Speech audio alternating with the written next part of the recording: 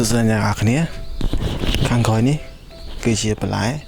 ដែលខ្ញុំតែស្រោចថ្ងៃហ្នឹងហើយមានខាងនោះដែរតែមិនមែនខ្ញុំអ្នកដាំទេឆ្នាំនេះគឺធីមជំនាញគាត់ដាំបើឆ្នាំមុនខ្ញុំអ្នកដាំ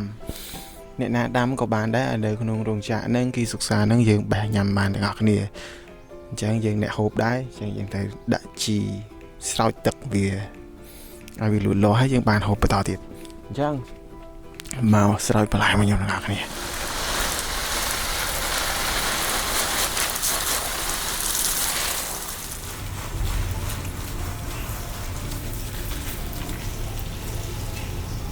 ពេញប៉ោះនេះគឺចេញផ្លែហើយនេះគឺជាដើមពេញប៉ោះហើយពេញប៉ោះនេះមានផ្លែគូសំដែរខាងនោះ8ខាងនេះ8ហើយប្រភេទដើមចេះសាច់គឺឆ្ងាញ់ហ្មងសាច់ហើយផ្អែមខ្យោកមកមើលទៅបាទហើយហ្នឹងហើយអេមែនតើឥ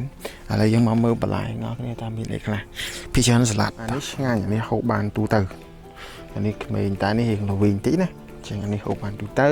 ហើយនេះគឺល្វីងខ្ញុំមិនទាន់ស្គាល់ឈ្មោះទេដឹងសាឡាត់តែសាឡាត់មានច្រើនប្រភេទខាងខ្លាំងមែនតើឃើញអត់ប្រភេទដាំគេគឺអញ្ចឹងគេដាំដាក់នេះមុនដំបូងខ្ញុំភ្លេចថតដំបូងគេដាក់សំណាញ់នៅខាងក្រោមគេស្អំដីហើយបន្ទាប់មកគេយក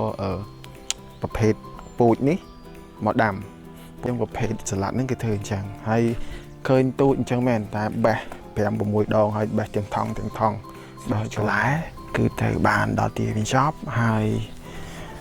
សង្ឃឹមថាណាក៏ទៅអាចដាំបន្លែនៅខ្មែរដុះបានប៉ុណ្ណឹងហើយបើកម៉ាត់លក់ហ្មងហើយកុំភ្លេចជួយគាំទ្រអ្នកគ្នាបើខ្ញុំលក់បន្លែធ្វើសិទ្ធិបន្លែម្ដងហើយបើនិយាយលេងណា